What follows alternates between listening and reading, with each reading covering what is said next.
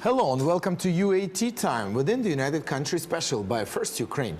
You can find us on the frequencies available on our website firstuat.com. I'm Sergey Velichanskiy. And I am Olivier Vedrine. UAT Time is dedicated to bring Ukraine and Europe closer to each other by introducing the real Ukraine to the rest of the world. Movie making is one of the most effective ways to communicate national values to the world. Are we successful in this? Is Ukraine known for its movies, and will it be ever known? Our guest today is Damian Kolodiy, program director of Kinofest NYC. Welcome. Thank you for stopping by. Thanks for having me. Well, tell us about this Kinofest NYC. Actually, you mentioned something that you did showcasing the contemporary Ukrainian film in New York. Yeah. How many, are we making the movies?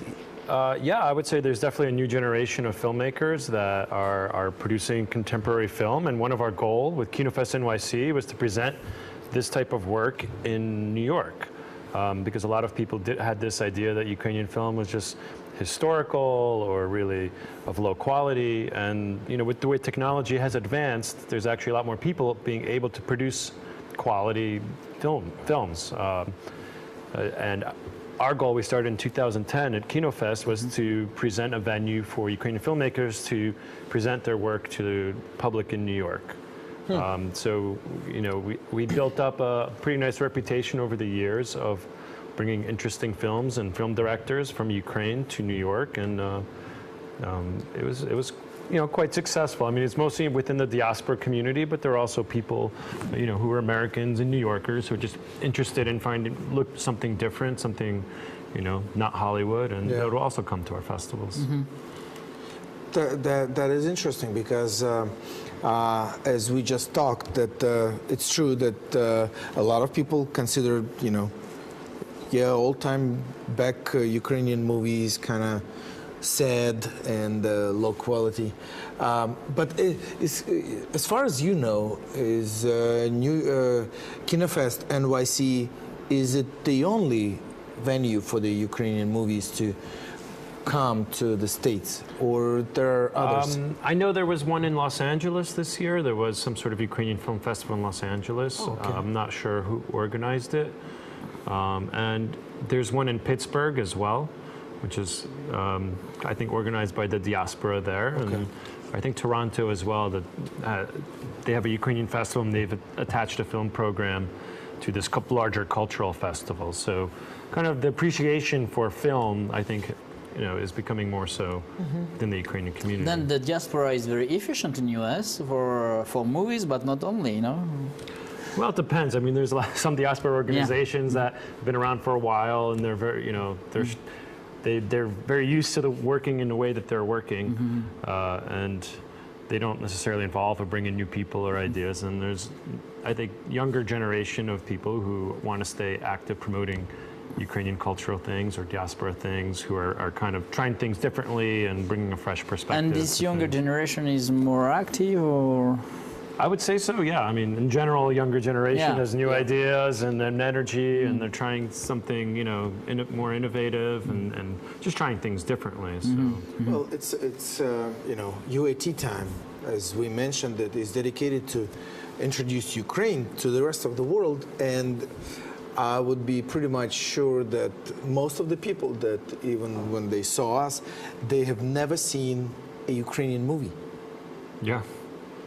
I haven't seen it too. Well, no, I've seen a few.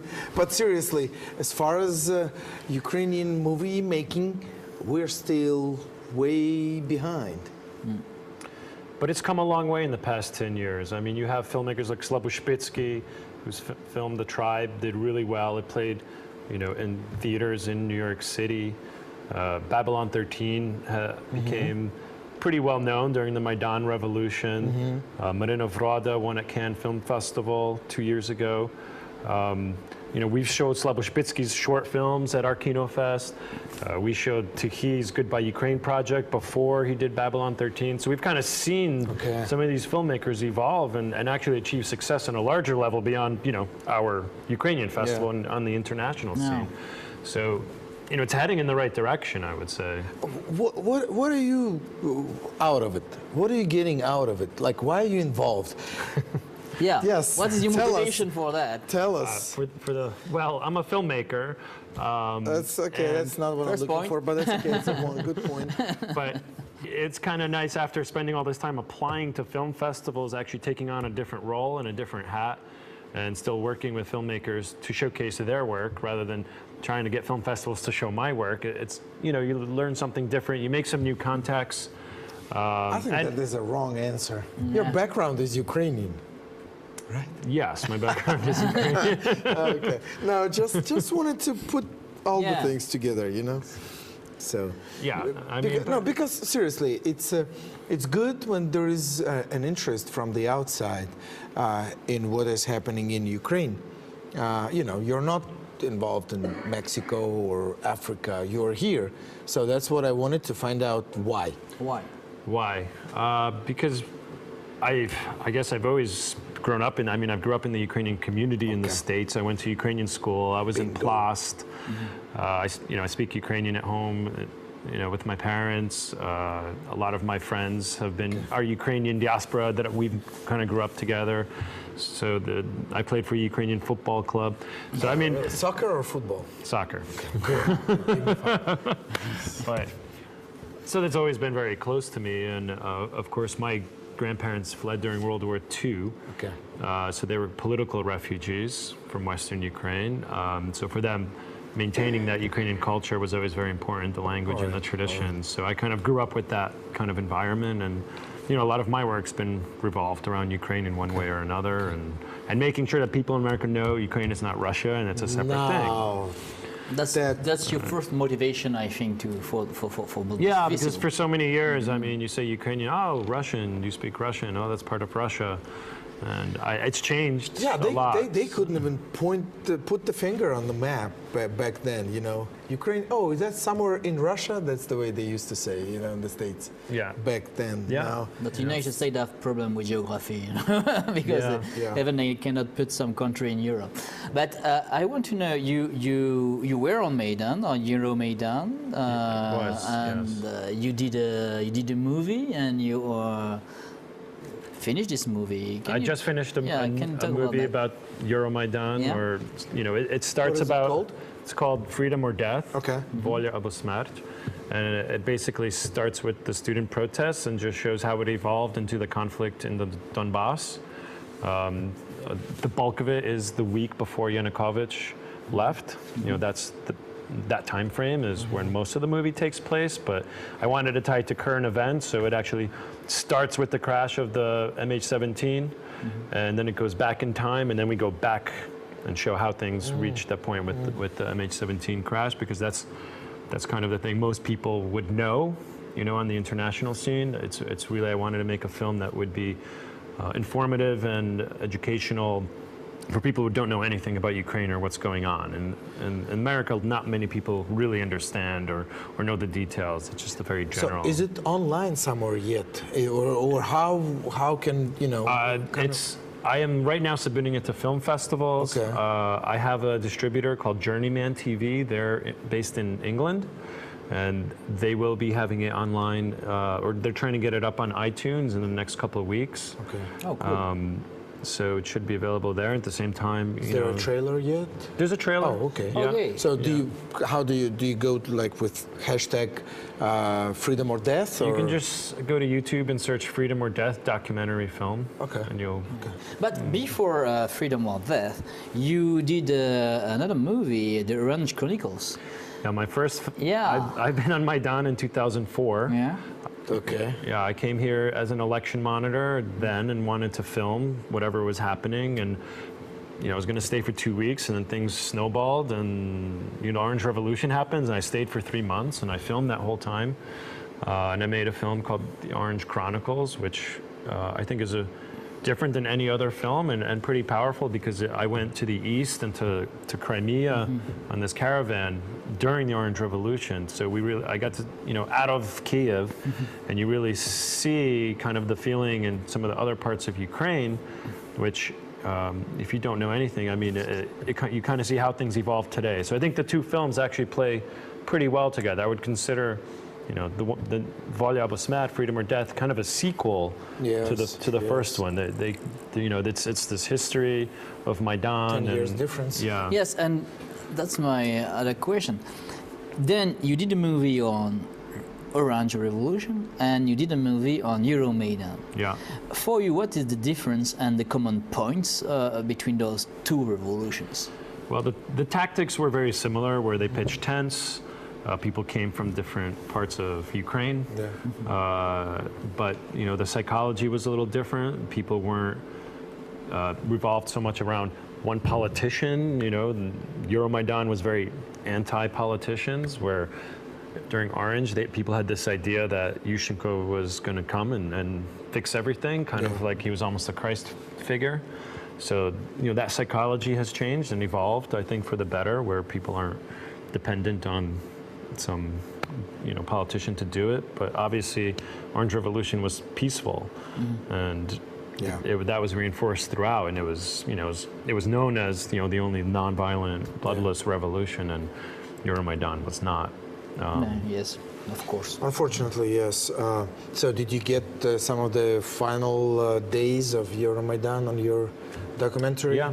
The 18th, shooting? 19th, and 20th is the focus of those 3 days. Or originally, I was going to do a film called 3 Days, you know, of Ukrainian Revolution that focused on those days. That would have been.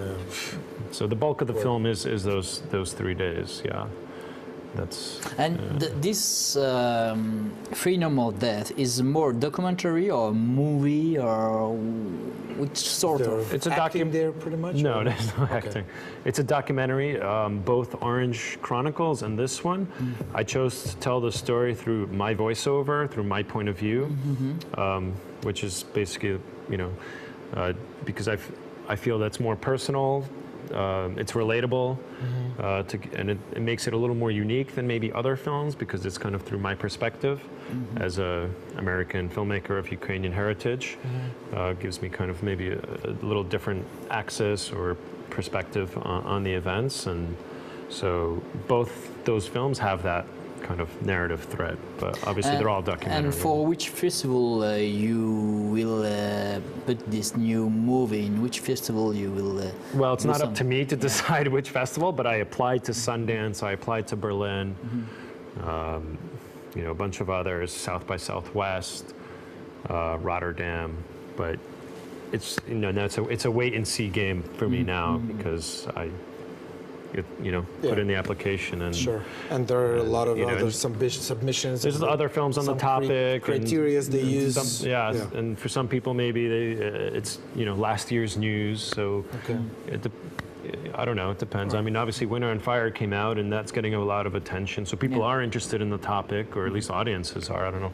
Film festival or the organizer, the programmers could say, "Oh, it's too much of this. Let's kind of." Could, There's a lot of variables involved. You never know. Yeah. But hey, we wish you luck. We wish you success on that. You've done, you know, this work, and whenever you have it, you know, available for the Ukrainians to see. It'll be playing here at the America House on November 21st. Look at this, November 21st. November 21st. America House in Kyiv. Yeah. All right. That'll be the English version. There's a Ukrainian language English version. English version. Special for UAT time. Yes. That's cool. Okay. That's cool. Yes, good news. What do you think? Like how the American perception of what is going on? Well, it's one thing for you, since you are kind of all, you know, in between of natural Ukrainians living in the States. It's a little different. But your view on the Americans, how do they view what's happening? A lot of them don't know what's going on, but they know that there's some conflict going on. I don't think they really understand it, you know, the depth of it, or why it's happening. And that's one reason why I feel my film is important. But I was surprised when Maidan was happening how many of my American friends were paying attention and commenting on Facebook and really kind of getting interested in it at the time anyway. It was pretty impressive. I mean, I was surprised. I guess it was getting a lot of media coverage in the States then. So people are aware that there's conflict here. I mean, the perception now, I guess, is probably the same as Europe, where they think like there's a war zone. Yeah. You know, like they don't understand that Kyiv is far from Donbass and it's kind of calm and quiet here. You know, they assume it's kind of chaotic and it's, everywhere. Yeah. Plus, let alone they don't get all the details and all the nuances of the why and what's the big deal and what are they fighting for. Yes, I think in US like in Europe now, Ukraine is a war, non-zone war, non-zone law, something in the east. Yeah. And Ukraine is not in a lot of media in Europe now, and everybody talk now about Syria. But no one now take care about Ukraine. That takes a lot of attention as well. But, I guess I can understand the Americans or the Europeans, just like I being here in Kyiv, Ukraine, I can't get all the details about Syria. Yeah. You know, who is shelling against who, and there's a lot of different factions there. Yes. So same thing for them to get the thing here, but that's why that's where the movie can play a major thing, because first of all it's entertainment type, communication, where people are kind of watching it, and if it's done correctly, then you really get a lot of, historical moments that are not just, a sermon that somebody is preaching from over the TV or something, but you really watch it. Like recently, there was a documentary that came out just like a couple of weeks ago. It's called The Raid. It's about the history of the longest raid in this conflict, and actually I think they say in the history of Ukrainian paratroopers that went along the borderline of Ukraine and Russia, and that was the first time when the Russians shelled Ukraine from the territory of Russia. Right. Which was not only illegal, it was, and that's where they really, stuck in between the thugs, the combatants, and the Russian territory and the Russian shelling. So because of the movie, people can watch it and see some of those facts and really get the understanding. That's what why I think the movie making. In politics, the movies can be a big propaganda, and also can be very useful to show the truth. And a lot of political systems use movie to show their truth. Well, that's what Russia's doing pretty effectively. That's great that now in Ukraine we have also some movie who show the truth. And they forbid to show the Russian movies, especially Russian military movies and movies about the police and all those things, because they propagate the... You did also another movie, and I saw Ill Generation. What is that? This is a link with what's happening in Ukraine, or no, totally different? It's totally different. It was a movie I did just after I finished film school. It was a independent sci-fi fantasy film. About rockers? No. It was just kind of post-apocalyptic, kind of comic book-esque quest story. It was, I would say, an experimental film, that I made with my friends, an independent film. And that was one of your first movie? It's my first feature-length film, yeah. Wow. Because I did some shorts in school before that, but that was the first. Is it similar to Back to the Future? I wouldn't say so. So it has to do the travel into the, October 21st, 2015? Yeah, no, it's more of an alternate universe. All right. I like that sci-fi fantasy creativity because it just gives you some freedom to experiment and think of some interesting ideas that aren't aren't bound by real world rules, and Okay. you know, gives your imagination a chance to really work. So that, you know, I always like that genre. All right, that's cool. Well, But now you have some project about some new movie you want to do. Well, I also created this web series called NYC Rocks, which focused on the New Yeah, York City I rock and saw roll that. scene. And it was basically profiling different people, whether that be promoters or musicians or bartenders who are kind of in this rock and roll community in New York City. And out of that, I picked one band I decided to film over a period of time and focus on. And I'm just finishing a documentary about them. So I want to put that out there too, as these kind of really authentic rock and rollers trying to keep it together and you know, make something happen for themselves. I mean, that's All right. also something. Rock and roll is another topic that interests me. Something, you know, and I wanted to get away from all the Ukrainian stuff too, just because I started being pigeonholed as, you know, just Ukrainian related filmmaker. And well, at least you know, for the sake of this show, it's good. You are a Ukrainian filmmaker, but then in the rest of your life you can do whatever you want, you know. But seriously. We would be looking forward to see the movie, and probably we'll come. We'll come to come on. Send an the presentation. invitation, we will come, really.